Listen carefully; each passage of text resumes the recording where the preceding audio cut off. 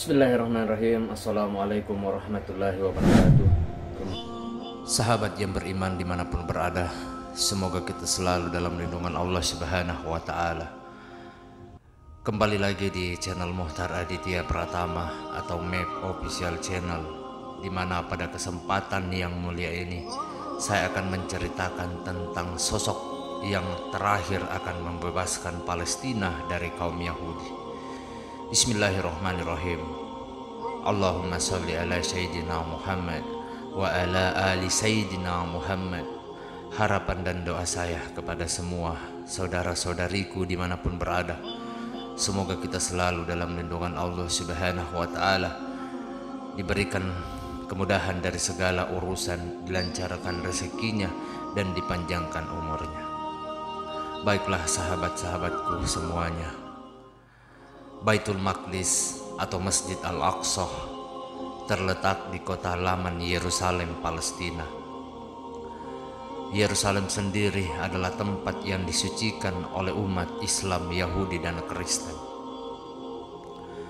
Kota tua ini sangatlah dimuliakan karena terdapat Baitul Maqdis atau Masjidil Al-Aqsa yang menjadikan kiblat pertama umat Islam sebelum dialihkan ke Masjidil Al-Haram Mekah. Sahabat yang beriman dimanapun berada, sementara menurut Yahudi, Al-Aqsa adalah tempat berdirinya bait suci yang dibangun oleh Nabi Sulaiman alaihissalam pada tahun 957 sebelum Masehi. Di kawasan ini juga terdapat dinding ratapan sisa dari dinding tempat berdirinya bait suci. Sedangkan bagi umat Kristiani, di sekitar Al-Aqsa terdapat gereja makam Kudus, sebuah tempat ziarah penting bagi penganut Kristen di seluruh dunia. Tempat ini dikaitkan dengan kisah kematian Yesus. Itulah mengapa Masjidil Al-Aqsa menjadi tempat yang disucikan ketiga agama. Sepanjang sejarah ada dua pahlawan Islam yang pernah mengambil alih Yerusalem. Salah satunya adalah Umar bin Khattab. Amirul Mukminin memimpin kemenangan pasukan muslimin pada tahun 637 Masehi. Saat meletusnya perang Yarmuk pada akhir tahun ke-13 Hijriah. Perang Yarmuk adalah perang yang menjadi salah satu perang terbesar pasukan muslim melawan kerajaan Romawi Timur. Pasukan muslim mendapat kemudahan menaklukkan seluruh kota di negeri Syam. Umar memberi jaminan bahwa penduduk Kristen dan tempat suci di Yerusalem akan dilindungi di bawah pemerintahan kaum muslimin. Setelah Umar ada lagi sosok kedua yang berperang besar dalam penaklukan Baitul Maqdis, ialah Salahuddin Al-Ayyubi. Sahabat yang beriman dimanapun berada, semoga kita selalu dalam lindungan Allah Subhanahu wa Ta'ala. Salahuddin Al-Ayyubi berasal dari suku Kurdi Irak. Ia meniti puncak karirnya sebagai panglima besar dengan merebut kembali tanah suci Baitul Maqdis dari cengkraman pasukan Salib Kristen. Salahuddin berhasil menaklukkan Yerusalem setelah 88 tahun hidup dalam cengkraman Kristen Eropa. Sahabat yang beriman dimanapun berada, Yerusalem berhasil direbut oleh Salahuddin pada hari Jumat 27 Rajab 583 Hijriah, bertepatan 2 Oktober 1187 Masehi. Al-Quds akhirnya berhasil takluk dari penjelajahan Kristen Eropa. Hari itu yang bertepatan dengan peringatan Isra Mi'raj Nabi Muhammad sallallahu alaihi wasallam. Sahabat yang beriman dimanapun berada, pasukan muslim mengeluarkan salib-salib yang terdapat di Masjid Al-Aqsa, membersihkannya dari segala najis dan kotoran dan mengembalikan kehormatan Masjid Al-Aqsa. Dalam penaklukan Yerusalem dari pasukan Kristen Eropa, Salahuddin benar-benar menjunjung tinggi spirit Islam yang damai. Selain ia tidak melakukan pembantaian terhadap warga Kristen, sebaliknya Salahuddin melindungi umat Kristiani dengan keadilan.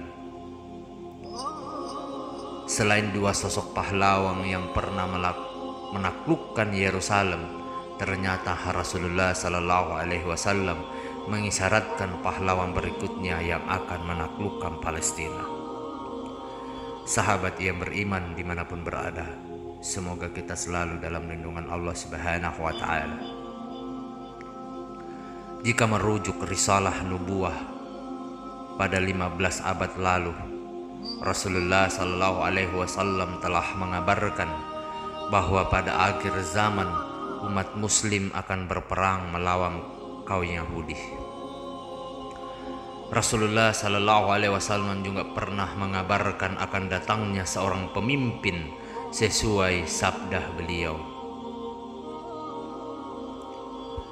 Dunia tidak akan binasa sampai seorang manusia di antara orang-orang Arab muncul yang memiliki nama seperti namaku. Hadis riwayat At-Tirmizi. Sosok yang dimaksud Rasulullah Sallallahu Alaihi Wasallam dalam sabdanya adalah Imam Al-Mahdi. Imam Mahdi bukan seorang nabi, melainkan hamba soleh yang memiliki pertalian keluarga dengan Nabi Muhammad Sallallahu Alaihi Wasallam.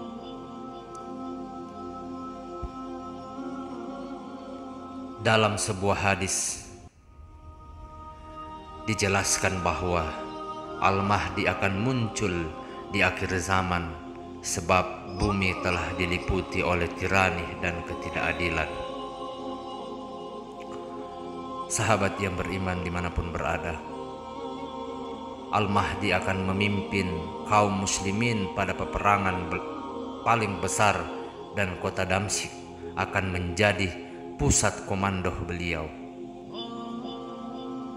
Itulah mengapa Damsyik seakan menjadi tempat tinggal yang terbaik bagi muslim nantinya. Sahabat yang beriman dimanapun berada, semoga kita selalu dalam lindungan Allah Subhanahu wa Ta'ala. Imam Mahdi akan berhadapan dengan Dajjal, telah menyebarkan fitnah dan tipu daya di muka bumi. Maka saat itu Isa Al-Masih turun ke bumi untuk membunuh Dajjal dan pengikutnya, tepatnya di Palestina. Sahabat yang beriman dimanapun berada, semoga kita selalu dalam lindungan Allah Subhanahu wa Ta'ala.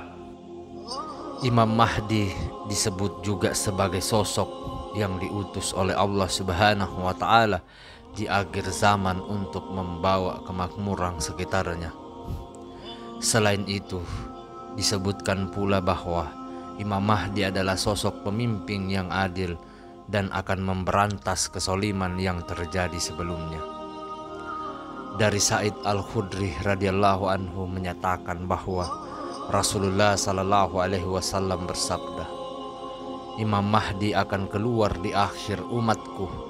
Allah akan menurunkan hujan, akan menumbuhkan tanaman di muka bumi, harta akan dibagi secara merata, binatang ternak akan semakin banyak. Begitu juga umat akan bertambah besar.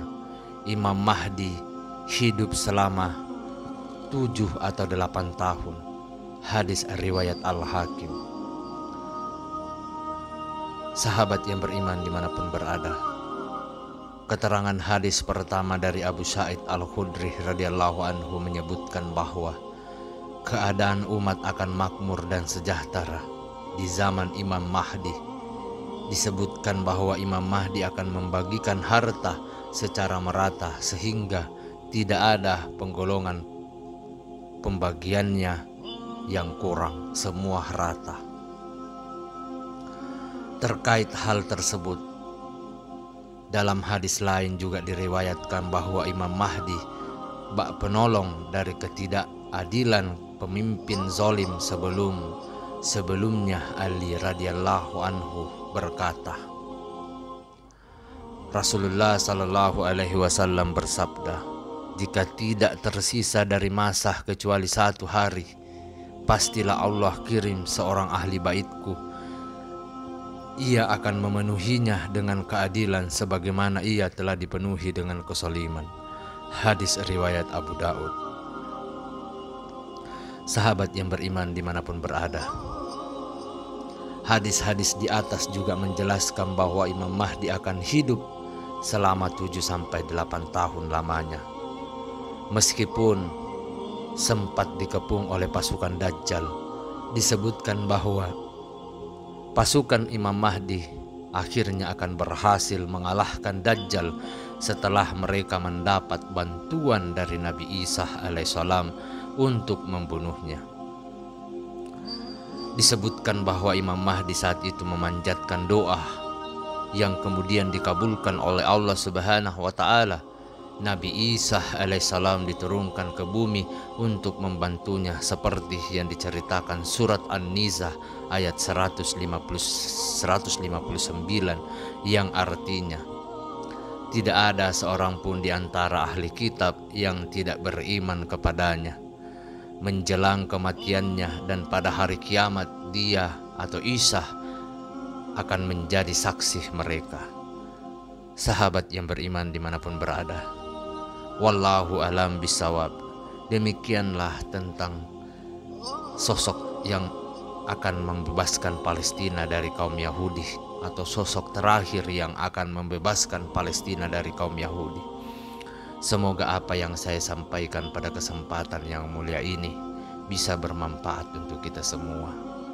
Mohon maaf apabila ada salah kata ataupun ucapan dalam video ini. Perlu kita ketahui bahwa kebaikan hanya datang dari Allah Subhanahu wa taala. Kesalahan serta keburukan datang dari saya pribadi selaku manusia biasa yang tidak pernah luput akan kesalahan. Akhir kata, subhanakallahumma wa bihamdika, asyhadu an la ilaha illa anta, astaghfiruka wa atubu ilaik. Wassalamualaikum warahmatullahi wabarakatuh.